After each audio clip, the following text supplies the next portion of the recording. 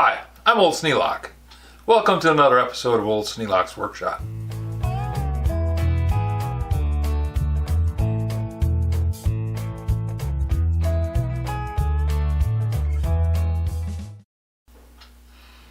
Now, over the summer, I went to some estate sales.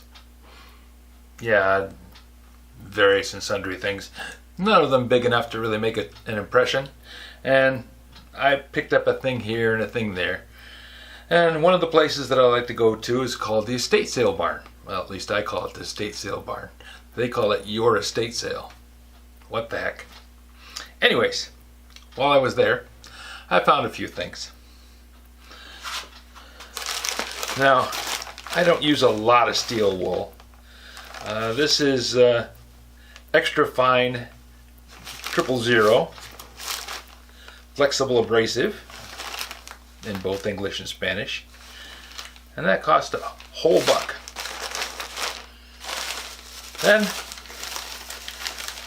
this bag of number 3, which is really coarse, it's almost a Brillo pad, and that was a buck too. So I thought, well, why not? Then I found this thing. Now, Schoolcraft had one of these and fixed it all up pretty.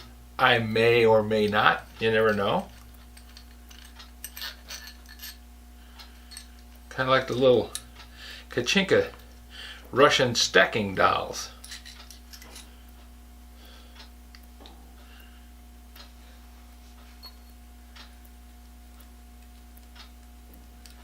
Get down to silly sizes. 1, 2, 3, 4 screwdrivers.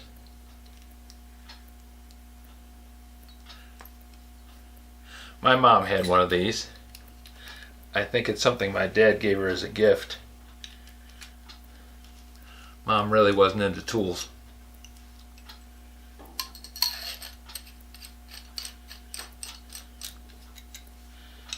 But I got it because it reminded me of Mom and Dad. Also, Schoolcraft polished one up and made it look really nice. Just a thought. Now this is called a perfect handle screwdriver, and it's really sad shape. It needs new scales. The rivets are shoddy at best. I can't tell who made it because it's long since lost all traceability. It's not a high end because it was stamped out. It was forged out in a stamping machine. You can see the stamping lines on it. It wasn't done by hand. And it was probably a machine that made a couple thousand of them. But it's a perfect handle screwdriver, and I happen to like the style. This one cost $7. Yeah. People collect them. Now this I'm going to use for a camera. No, it's not a camera, it's a mirror. But I have a camera that doesn't have the flip out monitor on the side of it like this one does. So I use that one over the top of the lathe, and I have to hold a mirror up to see if the camera's still running or if it's aimed correctly and try and make sure I got everything in the shot. I'm going to mount this to the rack that I've got it on, and that way I'll have something fixed that I can just aim at the camera and not have to keep stopping and fiddling with a mirror. That cost a buck too. Now this is a 5/8 taper die. This is a 5/8 taper tap, and it's kind of unique in that it's got a long starting thread on it. This is more of something that you would use in a production situation. It's not a homeowner kind of tap. And it's a base 8, 5/8 11. I don't thread things 5/8 very often, but for $1, yeah. This would be 30 bucks. Now this is one of those things that I buy and then I go, I wonder what the heck it is. Now I've seen things like it all over the place.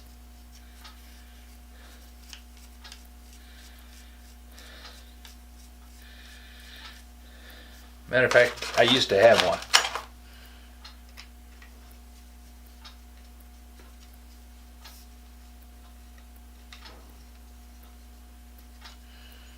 That thread doesn't want to match up. But this is the end one.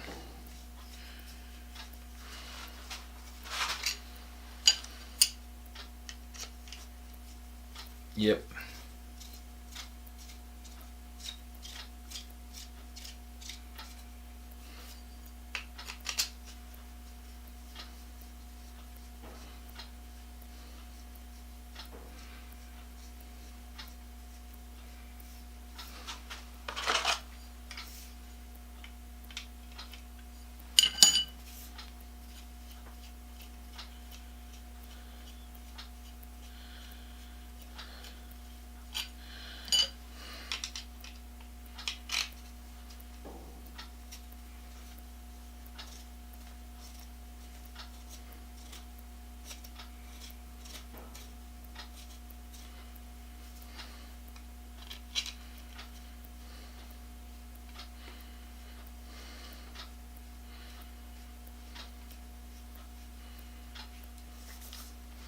Now, I've never seen an aluminum pool cue before, and I suppose it would work, but why would you have a T-handle on it?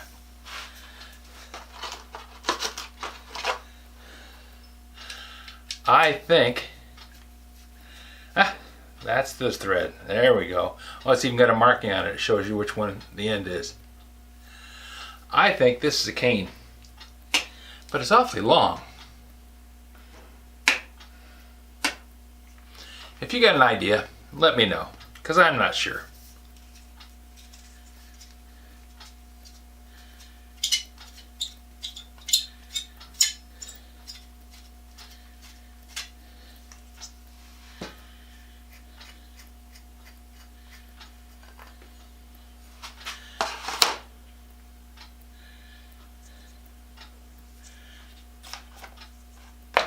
Now, Wrangler Star had a thing somewhat similar to this that he called a tire patch kit.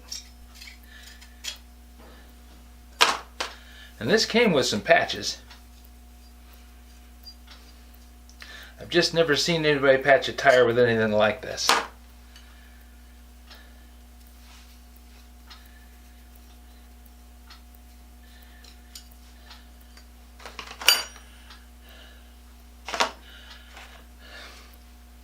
Wrangler Star drilled a hole in the tire just to prove that he could patch a tire, and then he took a thing like this and he stuffed a piece of rubber into the tire and through the hole, pulled it back out, and the piece of rubber stayed in the hole.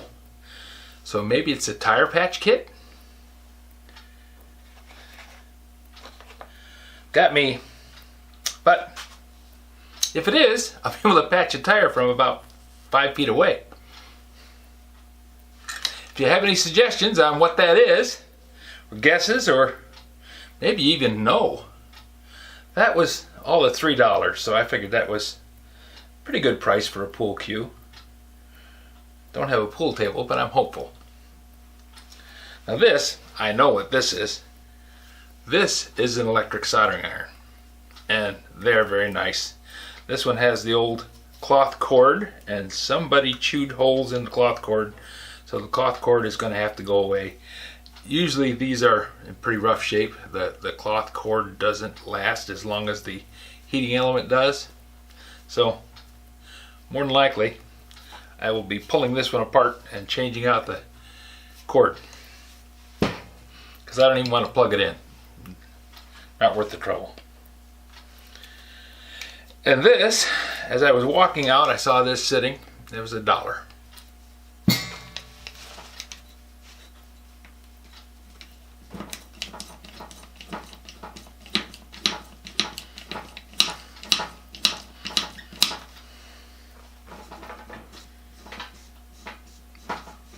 think it's out of oil, or low on oil anyways, because it's pumping air.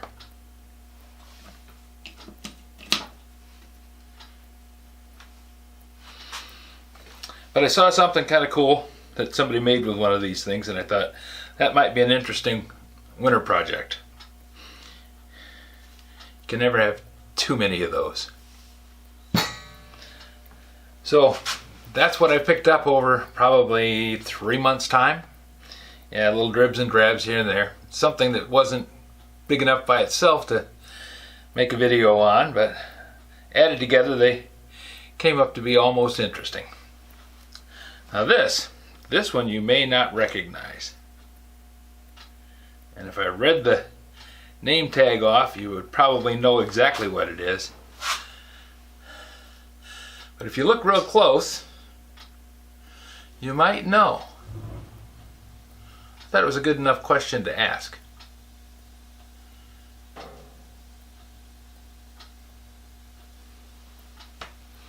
If you have any suggestions for a new video, questions about today's video, or any of the other videos on the channel, just drop a note in the comments. You know I read them all. Thanks for watching.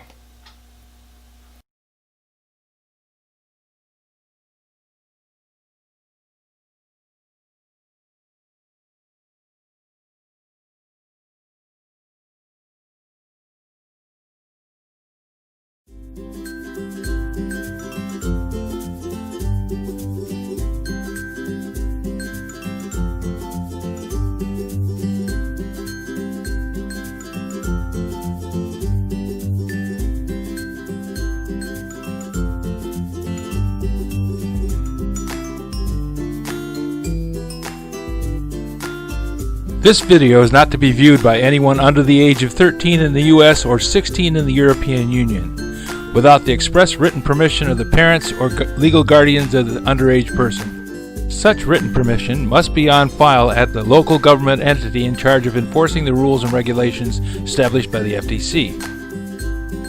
Anyone violating these terms is admitting by default that they hold harmless the owners and operators of this channel. Any and all questions should be addressed to your local branch of the FTC.